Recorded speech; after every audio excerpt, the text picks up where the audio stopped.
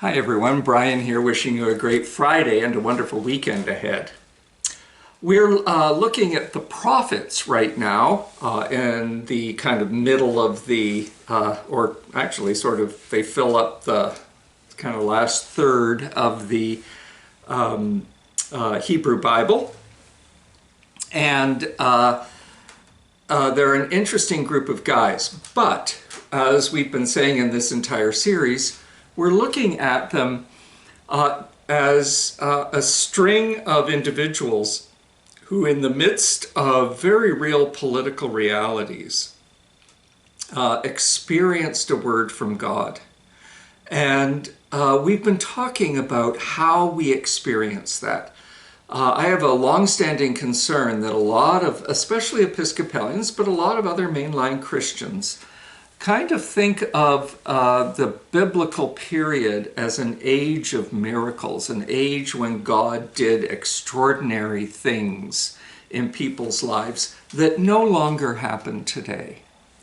I think that's essentially balderdash. I think that the people actually bothered to write the various books of the Hebrew and Christian scriptures that form what we now call the Bible. I think they wrote those pieces because they trusted that what they were experiencing could help inform future generations who would have that experience. And it's my view that modern people have kind of lost the tradition of trusting the inner voice, the voice of the soul, the fact that we have a deep self.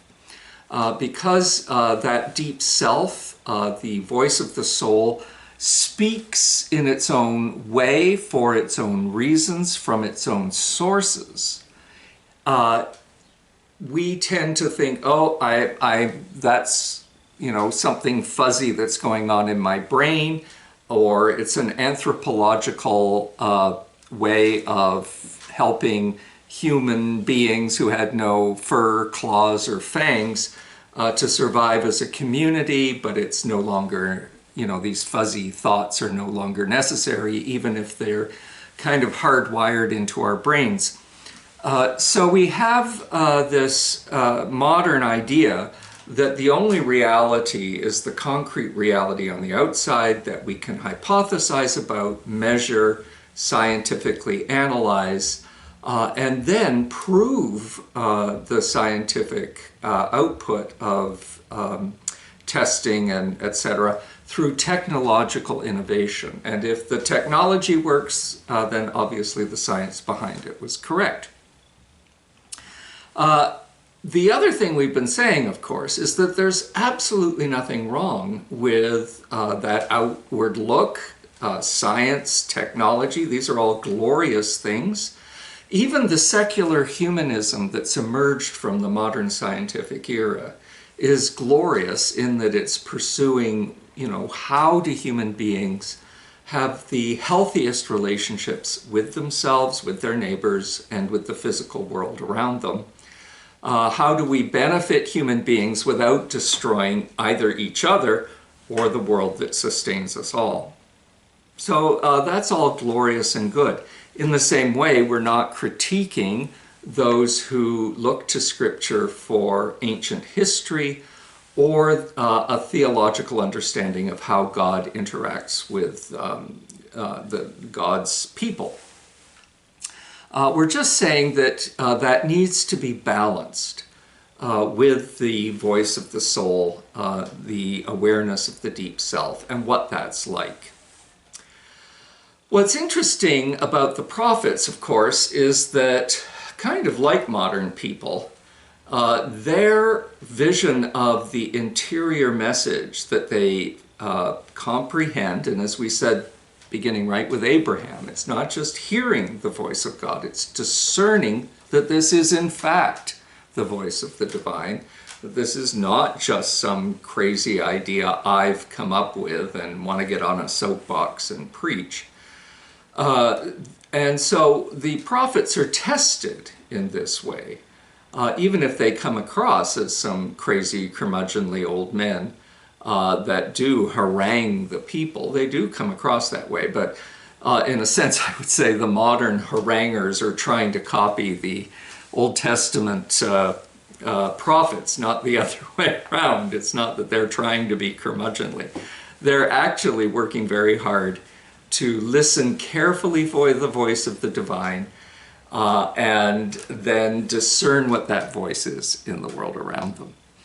What I love about them for modern people is that they are very concerned with the social, political, economic, military, the reality of their society around them. And so what they're saying is the voice of God can speak to these large political, social issues. And it's interesting because that can color how we later see, for Christians, later see Jesus, or how Jews understand the covenant relationship they have with God in terms of how they at least ought to govern themselves, both as people living in the diaspora in Jewish communities, but also for how a modern Jewish state of Israel ought to be guided about how to order itself.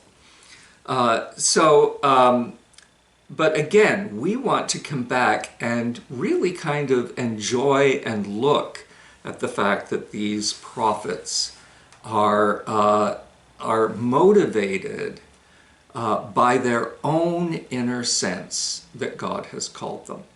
The last time we were together, we talked about, we looked at both Isaiah and Jeremiah, and how at the beginning of their ministries, it's very clear that they are speaking of hearing the word of the Lord in the same way that Abraham, Isaac, and Jacob did, Moses and the judges. All of these folks, including the marvelous occasional women mystics like Miriam, women judges like Deborah, and even women who are prophets or prophetesses, as they're called in the Old Testament, that in every category, people are hearing this inner voice. And it's the point of this series is to help us both learn that it's there, trust that it's there, and maybe even begin to nurture that it's there. Again, not to contradict the other ways in which we glean moral theology, systematic theology, church history, biblical archaeology. All of these things are here in the Bible and part of our tradition and ought to be part of our reasonable approach to religious faith. But I think if we miss the fact that this inner voice of the soul is a part of the human experience and is being expressed in characters all the way from Genesis through Revelation, I think we're missing the richness and certainly the wholeness of all of this.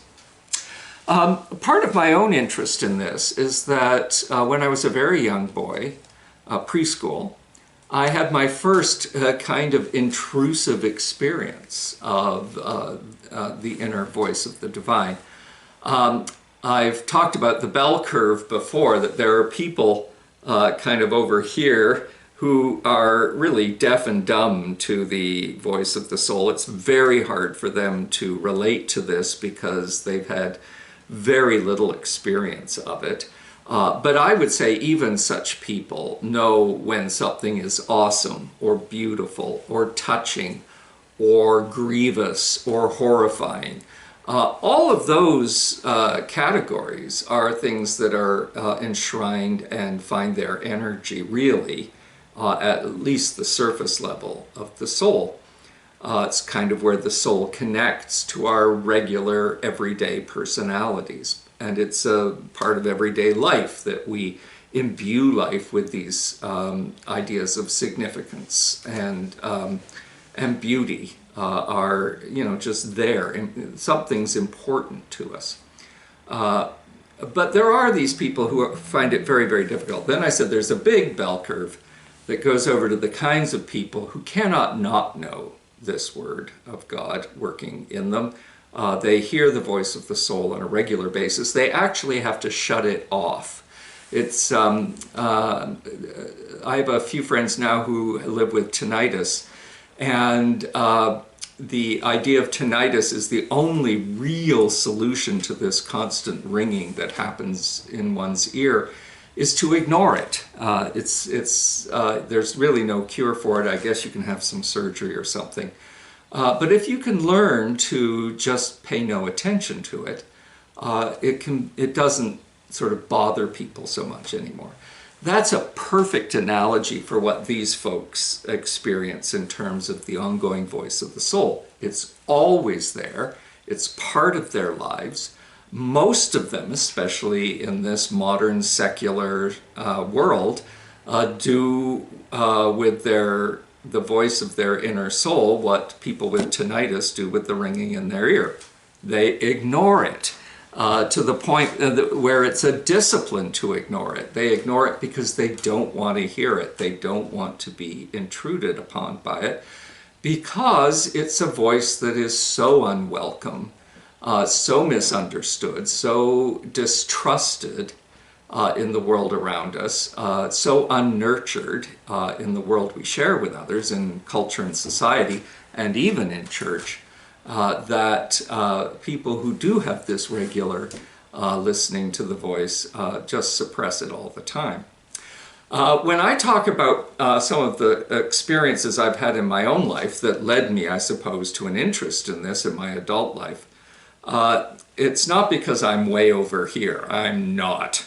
But I guess I'm on somewhere on this side of that bell curve, because I have had a number of poignant experiences that pierce through from the regularity of my life and have given me a sense that I'm hearing or being presented with a voice that is not my own, that is not the invention of my conscious or my unconscious, that's often very surprising, but fits the kind of wisdom that over the many, many, many pages of Scripture we get about the voice of God. That the voice of God does not solve problems like that.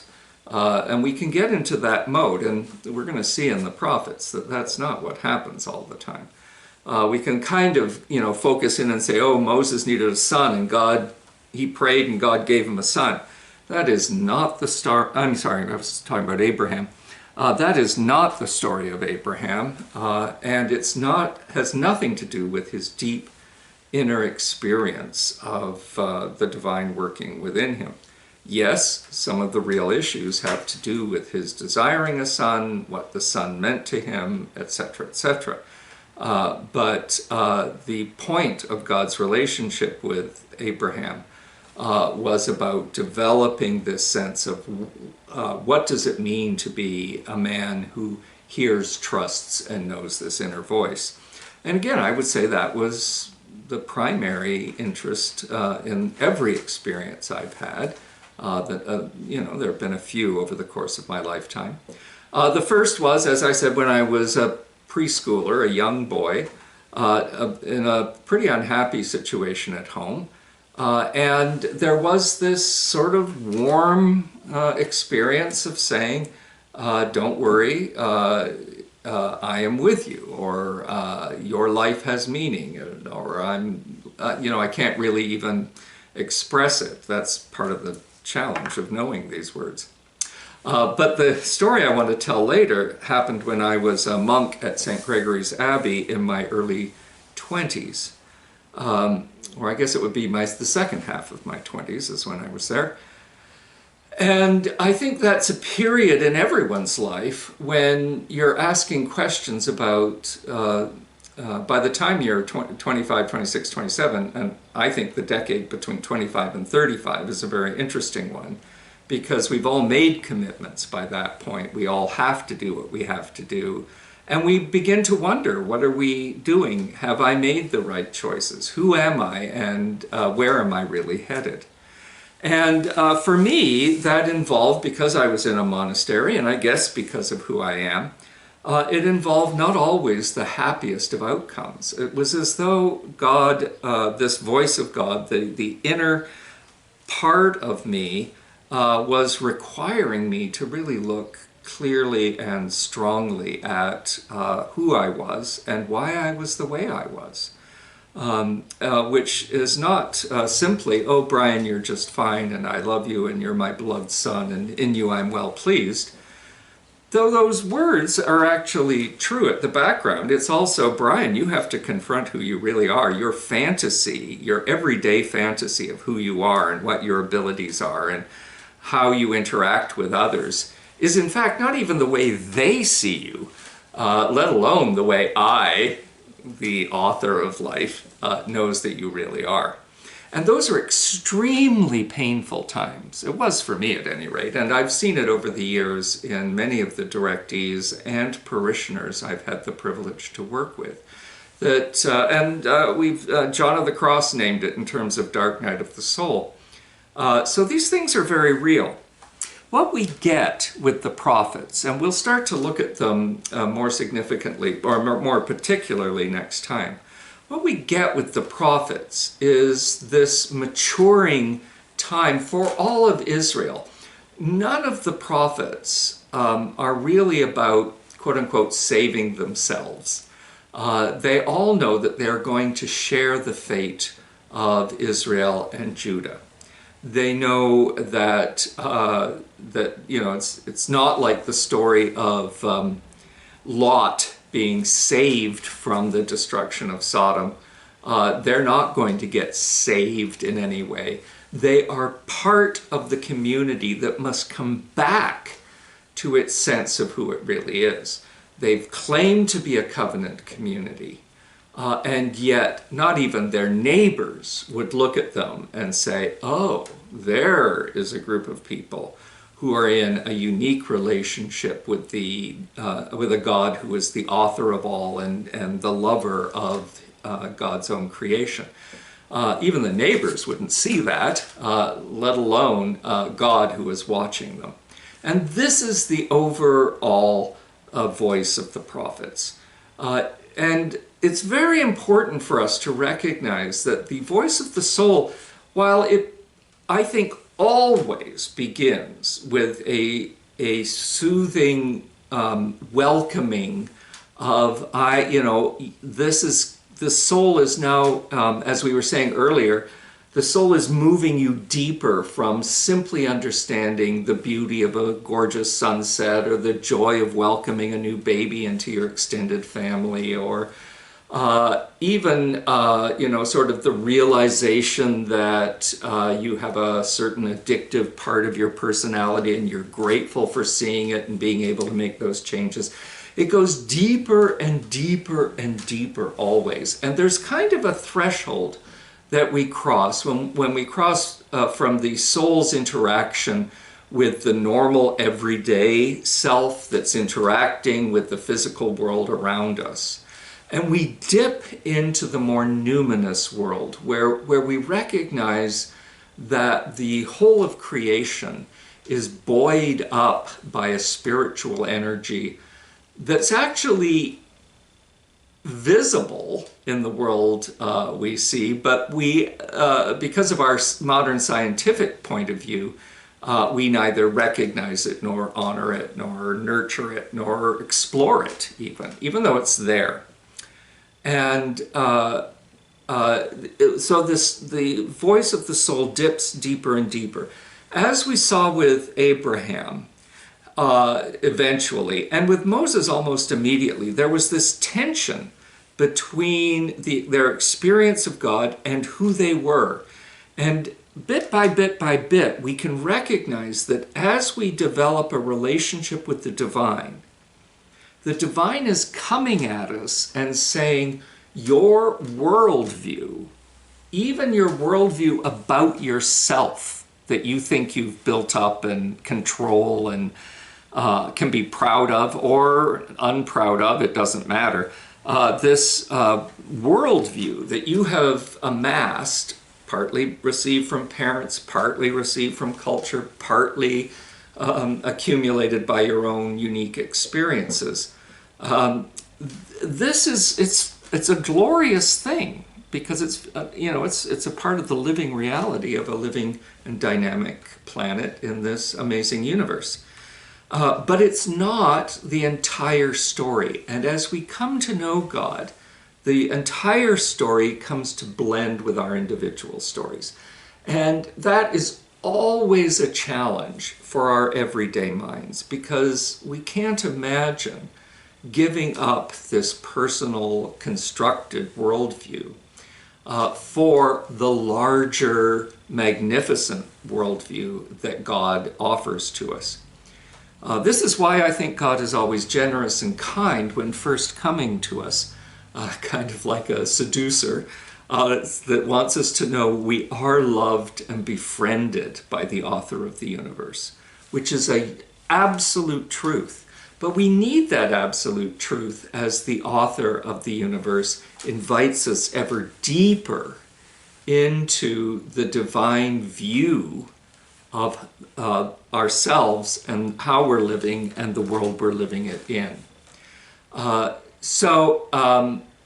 Once you get to the prophets, we're now at a point in the history of those who've descended from Abraham, Isaac, and Jacob that they're kind of corporately at this place, and they recognize that the highly sophisticated, complex monarchies and the sort of developed culture that's occurred is failing in many aspects of living a life of justice and compassion and decency that is God's intention for the whole of the planet, including the human race.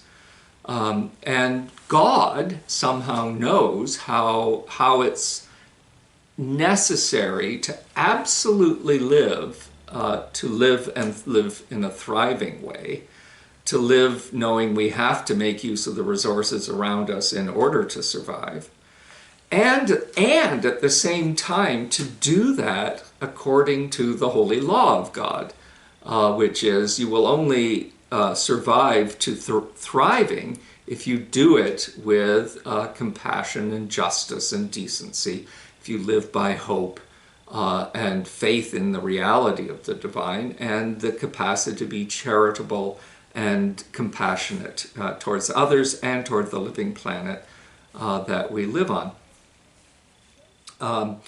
So the whole point of the prophets is that they're at a point where they share with the covenant people of Israel and Judah an awareness that they're right on the brink of being able to look at themselves from God's point of view. And that's a very exceptional and intriguing place to be. It's not just true for the prophets, it's true for us today. And of course, that's why we do this series. So I wish you well with this. I will be on vacation for 8 days, beginning this Monday. So I will see you again on Friday, April the 1st. I hope my little break, it can be your little break, and we can all look together for these amazing works of God bubbling up within us from the voice of our own souls. Thanks for listening, and I'll see you again soon.